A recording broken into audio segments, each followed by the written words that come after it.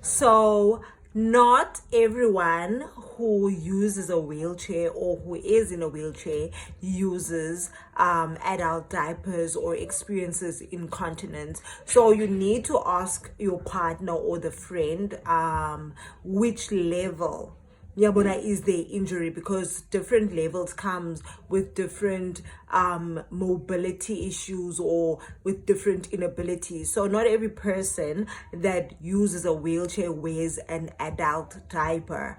But in my case, let's use me for an example. So let's say I'm in a relationship. I've just met someone amazing. We went on dates and we decide to go further, like have a relationship. Fine, I can always, and I should be sharing more about my disability, because I mean, come on, we cannot pretend like the disability is not there. We can't pretend that the wheelchair is there. Yes, the guy might like me regardless of whether I can walk or not, but we cannot ignore the fact that I have an inability. So recognizing that, okay, these are the limitations, or the challenges that my partner has, is a great way to go about it.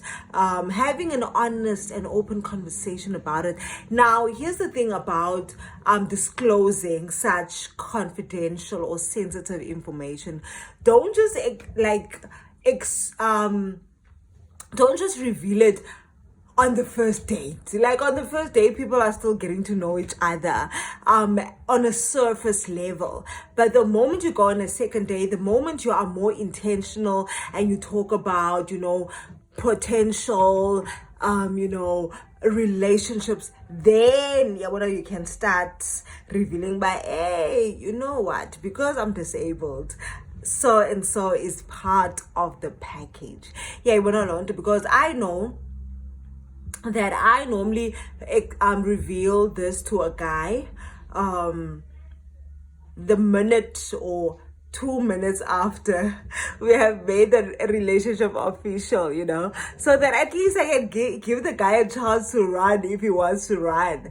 But it's always important to be transparent. I know some people, they don't always reveal that to their partners. They would always hide, but I wear an adult diaper. But now I reveal it because I want to be as comfortable as possible in the relationship. I don't want, when I chill with my man, or when like we're cuddling or we're chilling on the couch, and then I don't want him to touch me or to hold me because I'm scared he's gonna feel some weird things. Like, reveal these things quite early. The sooner the better, because at least if they reject you in the early stages of the relationship, then there's less pain, less hurt. Whereas if you're gonna tell it 3 months or 6 months into the relationship, and then the guy is like, I can't deal with this, then you are gonna be hurt at the end of the day. You're gonna experience more hurt than telling them early and having them reject you early in the relationship. So coming to the sexual aspect, that's why I said it's very important to have these conversations quite early, so that if the guy is not up for it, if the guy or the woman does not see themselves being in a relationship with someone who's dependent on these products, then they can go. Because at the end of the day, there's someone who's gonna love us regardless of whether we can feel our bladder or not.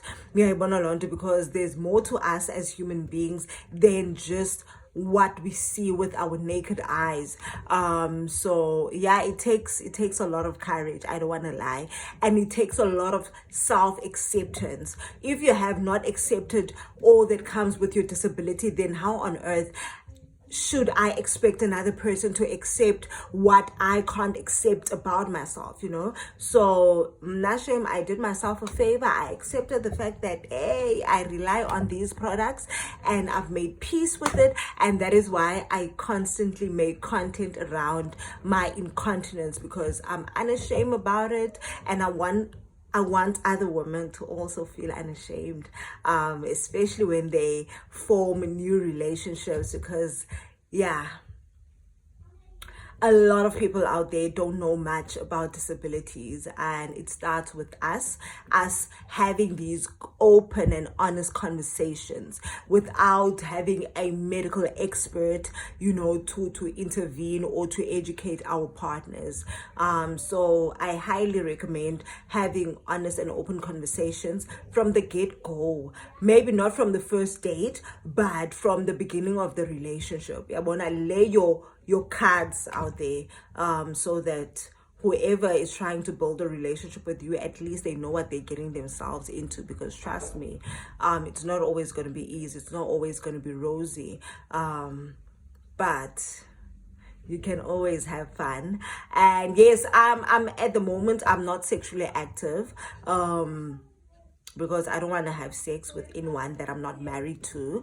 But the day I were to get married, trust me, we shall handle everything as they come. But also just understanding my body as an individual is very important. As a person with a disability, you need to understand your own body, so that you know, hey, at this time I need to go to the bathroom. At this time I need to do 1, 2, and 3, so that you won't have awkward moments. But even if those awkward moments come, let's say I'm chilling with my man and I accidentally happen to urinate myself, or then he needs to be told about it. Like, magapole, you hi, the chalana cherries camela. Like, what were you thinking? What were you thinking were gonna happen? But otherwise, guys, people with disabilities, people who experience incontinence, can actually have great sex, because most of the time we don't struggle with dryness.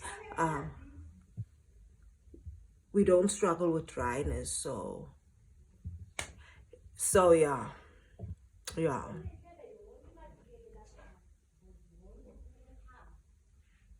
So yes, that is basically it. Otherwise, feel free to ask me any other questions. I hope that I answered your question. If I did not answer your question, then do check out my YouTube channel, because I've spoken about this before, especially intimacy and disability with incontinence, yonke lonto. I've answered some questions, but otherwise, having the honest and open conversation is the great way to go about it.